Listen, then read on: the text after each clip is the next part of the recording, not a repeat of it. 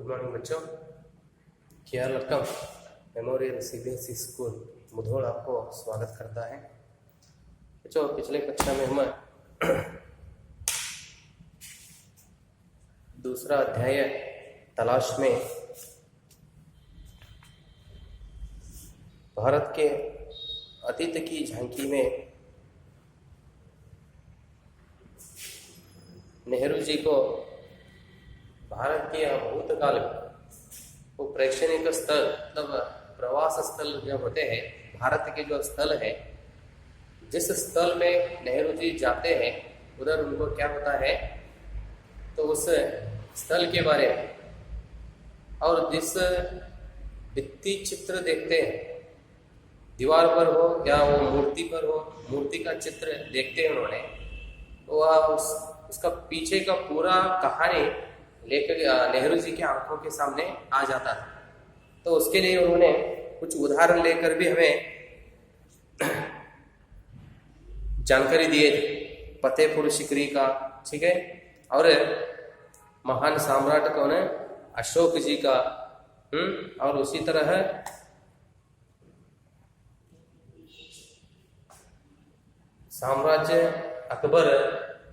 सम्राट अकबर, तो इनका अनेक तरह के ऐसे राजाओं का उदाहरण लेकर हमें कल उन्होंने समझाने के लिए कोशिश किए थे। तो आज बच्चों देखेंगे आगे नेहरू जी भारत के बारे में या भारत के वह भूतकाल में बीते हुए समय के बारे में क्या समझाने के लिए कोशिश करते हैं। इस तरह भारत के मतलब कल क्या हुआ है तो उसके बारे में चर्चा किए थे हम। आज शुरू करने से पहले तो कल क्या हुआ है, दो पंक्ति पीछे से, वह जिज्ञासु भाव से मनुष्य की शाश्वत समस्याओं का हल तलाश कर रहा था।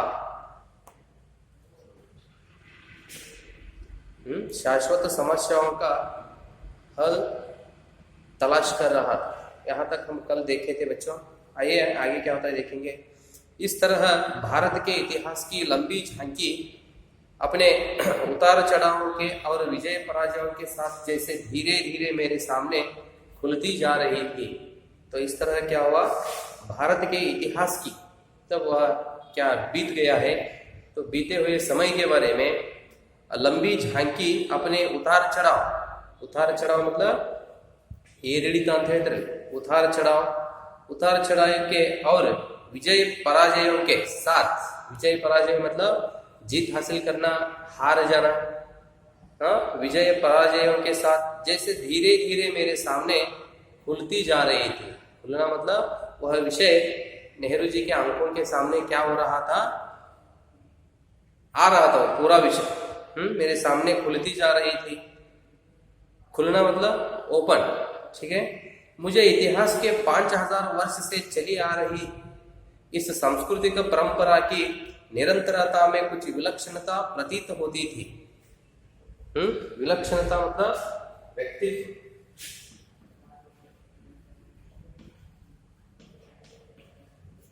विलक्षणता मतलब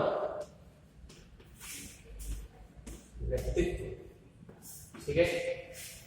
तो उसके व्यक्तित्व नेहरू जी के आंखों के सामने प्रतीत होती थी। अब उसके बारे में उन्होंने, लेखक जी को क्या होने लगा, वो पुनरावर्तन होने लगा।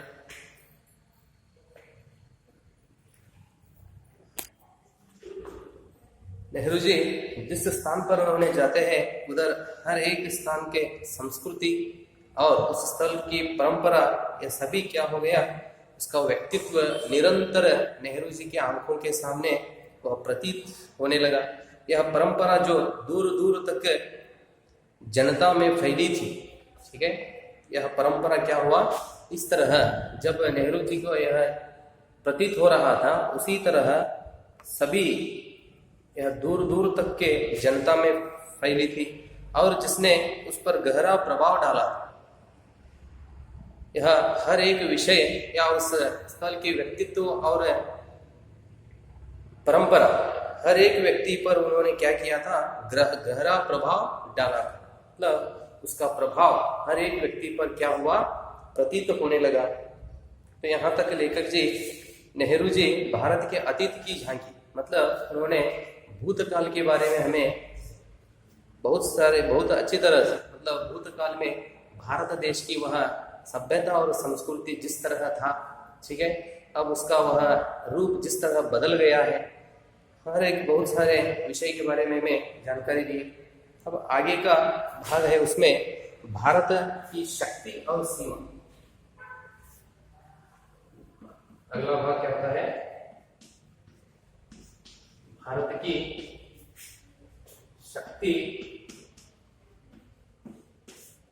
शक्ति और सीमा। सीमा मतलब बॉर्डर, ठीक है, सीमा मतलब बॉर्डर। नहीं दिख रहा है क्या आपको? देख लो एक बार, सीमा अंत का शब्द, सीमा मतलब बॉर्डर। भारत की शक्ति और सीमा। भारत की शक्ति के स्रोतों और उसके पतन और नाश के कारणों की खोज लंबी और उलझी हुई है। नेहरू जी क्या कहते हैं?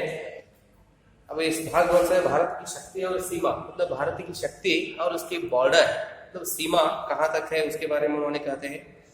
भारत की शक्ति के स्रोतों और उसके पतन और नाश के कारणों की खोज लंबी और उलझी हुई है।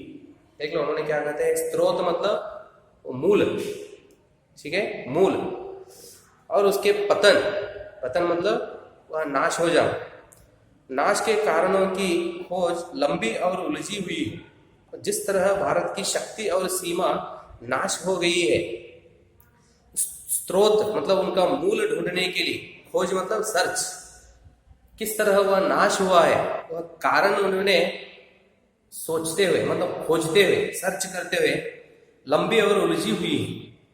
वह खोजने का एक क्या चल रहा है, सर्च करना, वह बहुत क्या हो रहा है, लंबी और उलझी हुई है। उलझना मतलब ತೊಡಕು ಬೀಳುವುದು ಅಂತ ಹೇಳ್ತಾರೆ, उलझे हुए, ತೊಡಕು ಬಿದ್ದಿರುವ। पर उसके पतन के हाल के कारण पर्याप्त स्पष्ट है। क्या कहते हैं उन्होंने? पतन के हाल के कारण, पतन मतलब नाश, पतन के हाल के कारण पर्याप्त स्पष्ट है। भारत तकनीकी की दौड़ में पिछड़ गया। पिछड़ना मतलब पीछे रह जाए।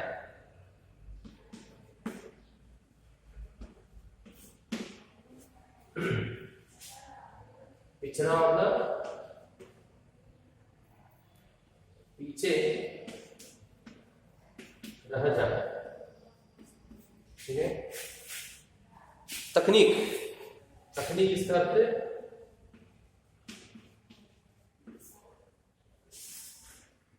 शिल्प विज्ञान,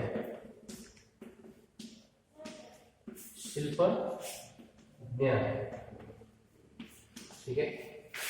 तकनीक, शिल्प विज्ञान मतलब आप तंत्रज्ञान बोलते हैं ना, वही। भारत तकनीक की दौड़ में पिछड़ गए, मतलब शिल्प विज्ञान के विषय में भारत क्या हुआ, जरा पीछे रह गया।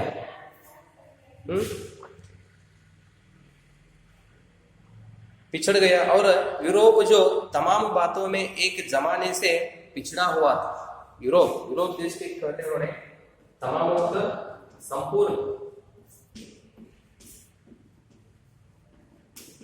यूरोप क्या हुआ, यूरोप जो तमाम मतलब संपूर्ण बातों में एक जमाने से पिछड़ा हुआ था, ठीक है। एक तमाम मतलब संपूर्ण बातों में एक जमाना मतलब जमाना बोलते हैं आप, एक युग, एक जमाने से पिछड़ा हुआ था। तकनीकी प्रगति के मामले में आगे निकल गया। देख लो, वह एक बार क्या हो गया, यूरोप जो तमाम बातों में, संपूर्ण बातों में वह क्या हो गया था, पीछे रह गया था, ठीक है। एक जमाने से, युग से यूरोप क्या हो गया, पीछे रह गया। तकनीकी प्रगति के मामले में, प्रगति मतलब अभिवृद्धि होते ना, उन्नति होना।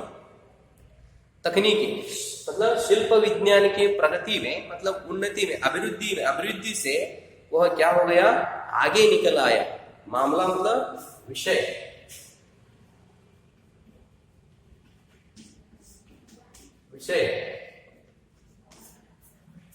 तकनीकी के विषय में, मतलब तकनीकी प्रगति के विषय में मतलब शिल्प विज्ञान के अभिवृद्धि या प्रगति के विषय में उन्होंने क्या हो गया, विषय से आगे आ गए।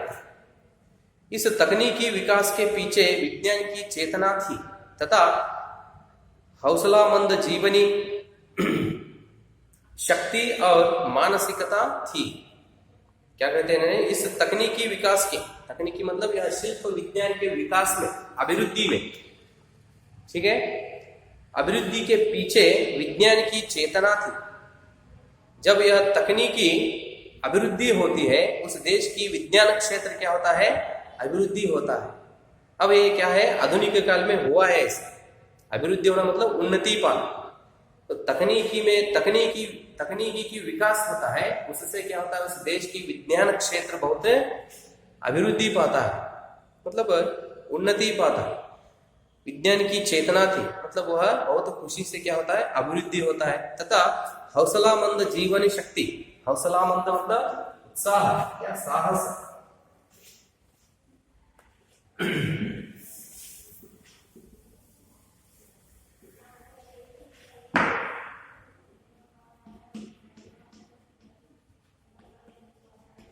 हौसलामंद मतलब उत्साह या साहस, ठीक है। हौसलामंद जीवनी शक्ति और मानसिकता थी। नई तकनीकों ने पश्चिमी यूरोप के देशों को सैनिक बल दिया और उनके लिए अपना विस्तार करके पूरब पर अधिकार करना आसान हो गया। जब देशों में यह तकनीकी का विकास हो जाता है उससे देश क्या प्राप्त कर लेता है। उदाहरण देते हैं उन्होंने, देखो, नई तकनीकों ने पश्चिमी यूरोप के देशों को, नई तकनीकी मतलब तो उस देश में वह क्या हो गया, शिल्प विज्ञान अभिवृद्धि हो गया। नई तकनीक मतलब न्यू जनरेशन, उदाहरण बोल रहा हूं। अब न्यू जनरेशन से अलग अलग उनके अलग अलग उपाय, मतलब उनके सिर में जैसे अलग अलग उपाय होते हैं उससे उस देश का अभिवृद्धि भी हो सकता है। तो उसी तरह इधर उन्होंने क्या कहते हैं, नई तकनीकों ने पश्चिमी यूरोप के देशों को सैनिक बल दिया, ठीक है। वो तकनीकी का मतलब शिल्प विज्ञान का अभिवृद्धि हुआ, उससे उन देशों को क्या हुआ, बहुत उपयोग हुआ। सैनिकों की जैसे बल दिया, ಸೈನಿಕರ ತರಹ ಶಕ್ತಿಯನ್ನು ನೀಡಿತು। ಆ ಒಂದು ಯಾವುದ್ರಿ ತಂತ್ರಜ್ಞಾನದ ಅಭಿವೃದ್ಧಿ ಆ ದೇಶಕ್ಕೆ ಸೈನಿಕರ ತರ ಇರತಕ್ಕಂತ ಒಂದು ಶಕ್ತಿಯನ್ನು ನೀಡಿತು। और उनके लिए अपना विस्तार करके पूरब पर, पूरब मतलब पूर्व दिशा,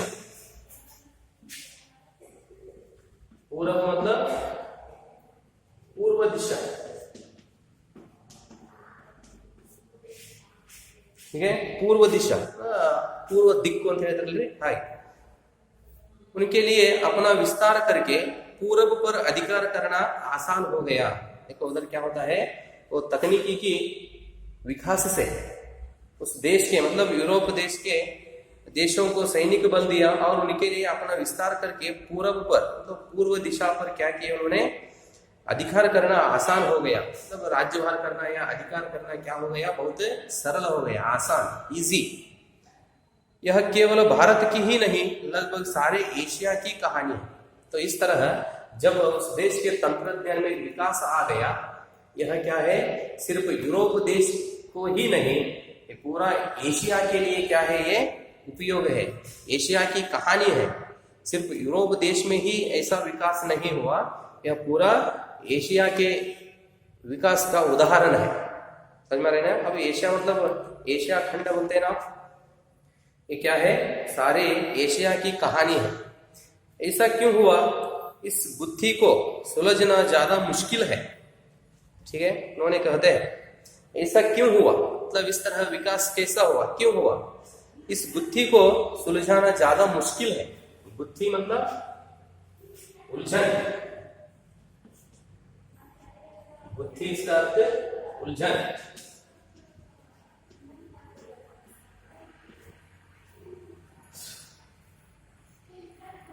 सुलझाना,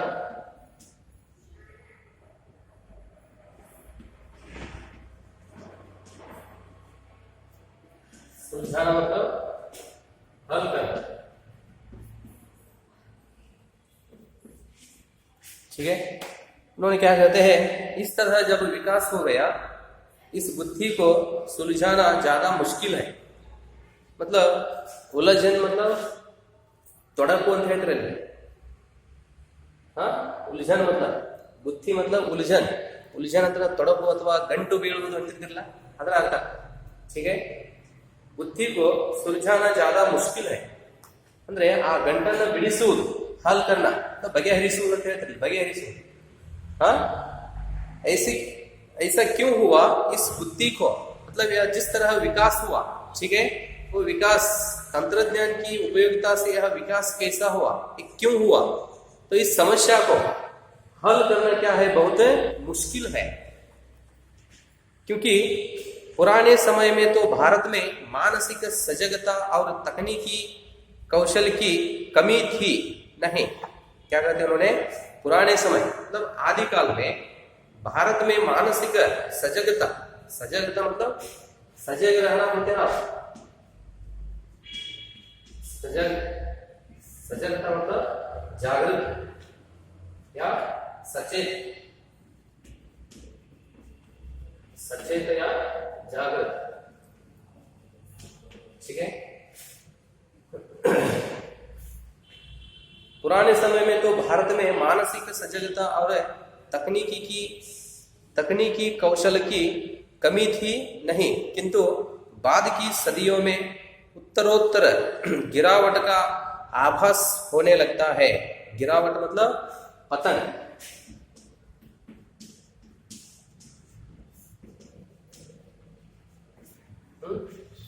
पतन हो। सजगता और तकनीकी कौशल की कमी थी नहीं, किंतु बाद की सदियों में, बाद की सदियों में मतलब आगे आने वाले दिन, ठीक है।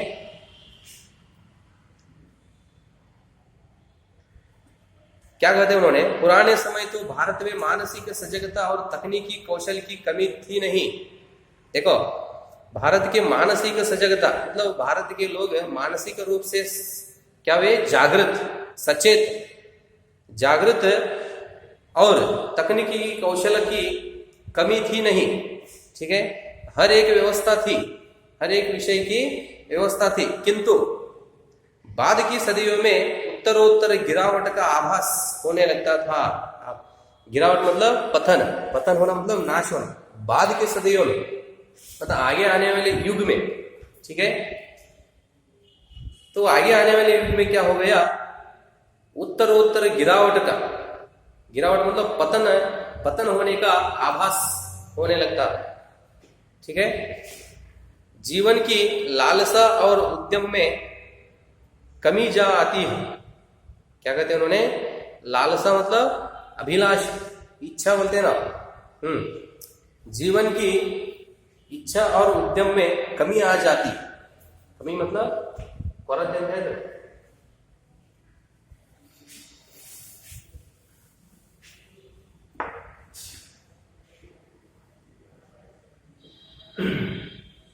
लालसा,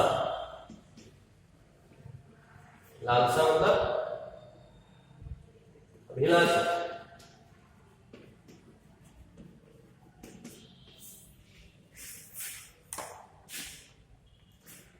उत्तरोत्तर गिरावट का आभास होने लगता है, जीवन की लालसा और उद्यम में कमी आ जाती है, क्षीण होती रचनात्मक प्रवृत्ति की जगह अनुकरण की प्रवृत्ति ले आती है।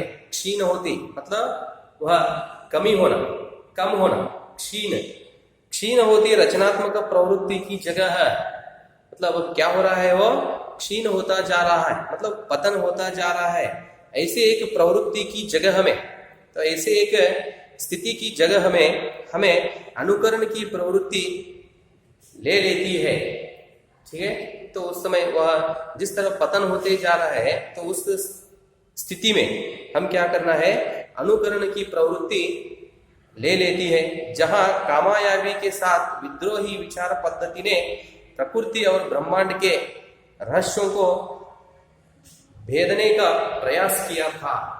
जब हम अनुकरण प्रवृत्ति ले लेती है, जहां कामयाबी के साथ, वह उपयोग होने के साथ साथ, कामयाबी होना मतलब उपयोग, उपयोग होने के साथ साथ या काम आने के साथ साथ विद्रोही विचार, ठीक है, विद्रोही विचार पद्धति ने प्रकृति और ब्रह्मांड के रहस्यों को भेदन का प्रयास किया था। भेदन मतलब छेदना, भेदन मतलब छेदना, ठीक है। उसका रहस्य खोलना होता है। भेदन, भेदना मतलब छेदना मतलब ಅದನ್ನು ಛೇದಿಸುವುದು, ಬಗೆಹರಿಸುವುದು ಅಂತ ಹೇಳ್ತಾರೆ, हल करना। ब्रह्मांड के रहस्यों को भेदन का प्रयास किया था। उसे क्या किया था? वह छेद किया था। रहस्य को क्या किया था? वो छेदन करने का, इसको छेदने का मतलब हल करने का प्रयास किया था। ठीक है बच्चों, यहाँ तक लेखक जी मतलब नेहरू जी हमें वह भारत की शक्ति और सीमा, उसकी शक्ति कैसी थी, ठीक है, वह जिस तरह उसका शक्ति मतलब भारत की वह शक्ति जिस तरह कम होता हुआ आया, जिस तरह कम हो गया, कम होने के लिए क्या कारण हुआ, ठीक है, और भारत की सीमा कहाँ तक थी, इस तरह अनेक विषय हमारे साथ चर्चा करने के लिए वे चाहते हैं। तो आज यहाँ तक होने दो बच्चों, रहने दो। अभी नेहरू जी हमें भारत की शक्ति और सीमा के बारे में समझाने के विषय बाकी है, उसके बारे में हम अगले कक्षा में देखेंगे। धन्यवाद बच्चों।